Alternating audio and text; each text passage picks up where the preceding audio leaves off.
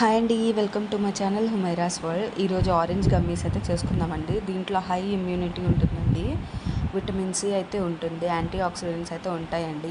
ఈ వెదర్ చేంజ్కి చిన్నపిల్లలకి కాఫ్, దగ్గు అలాంటివి వస్తుంటాయి కదండి, దానికోసం అయితే ఈ గమ్మీస్ అయితే యూజ్ చేయొచ్చు. చాలా ఈజీ రెసిపీ. దీనికోసం 1 ఇంచ్ అయితే 2 ఇంచెస్ అల్లం అయితే తీసుకున్నానండి.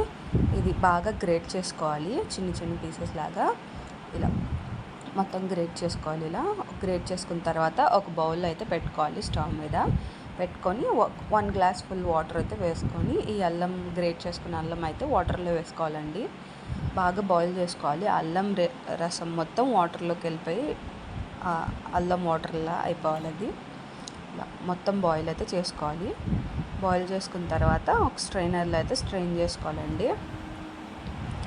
ఇలా వడకట్టుకోవాలి, వాటర్ని వడకట్టుకోవాలి ఇలాగా అల్లం వాటర్ని. ఇప్పుడు అదే బౌల్లో మళ్ళీ వాటర్ వేసుకొని దాంట్లో నేనైతే 5 గ్రామ్స్ అయితే అగరగర్ అయితే తీసుకున్నానండి. ఇది వాటర్లో వేసుకొని మళ్ళీ కొంచెం సేపు అయితే బాయిల్ చేసుకోవాలి, అగరగర్ కరిగేంత వరకు.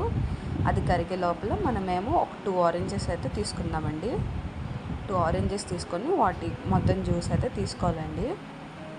ఇలా ఆరెంజెస్లో అయితే హై విటమిన్ సి ఉంటుందండి.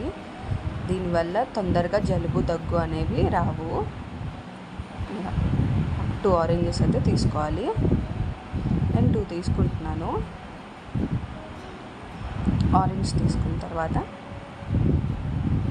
మొత్తం నాకు జ్యూస్ తీసుకోవాలి. ఇప్పుడు దీంట్లోనే ఒక చిన్న నిమ్మకాయ అండి, చిన్న నిమ్మకాయని జ్యూస్ తీసుకోవాలి. చిన్న నిమ్మకాయ అంతా తీసుకున్న తర్వాత ఈ అగరగర్ అనేది మొత్తం కరిగిపోయిందండి. కరిగిపోయిన తర్వాత స్టవ్ ఆఫ్ చేసుకొని హాట్గా ఉన్నప్పుడే మనం ఆరెంజ్ జ్యూస్ అనేది వేసేసుకోవాలండి. స్ట్రెయిన్ చేసుకొని వేసుకోవాలి. మన దగ్గర ఏ ఫ్రూట్స్ ఉన్నా వాటితో అయితే చేసుకోవచ్చండి. ఆరెంజ్ అనే కాదు, ఏ ఫ్రూట్ అన్నా వేసుకోవచ్చు జ్యూస్ చేసుకొని. దీంట్లో 2 టేబుల్ స్పూన్స్ అయితే హనీ వేసుకున్నానండి. హనీలో హై యాంటీ ఆక్సిడెంట్స్ అయితే ఉంటాయండి, అందుకని హనీ వేసుకోవడం వల్ల స్వీట్ టేస్ట్ కూడా వస్తుంది.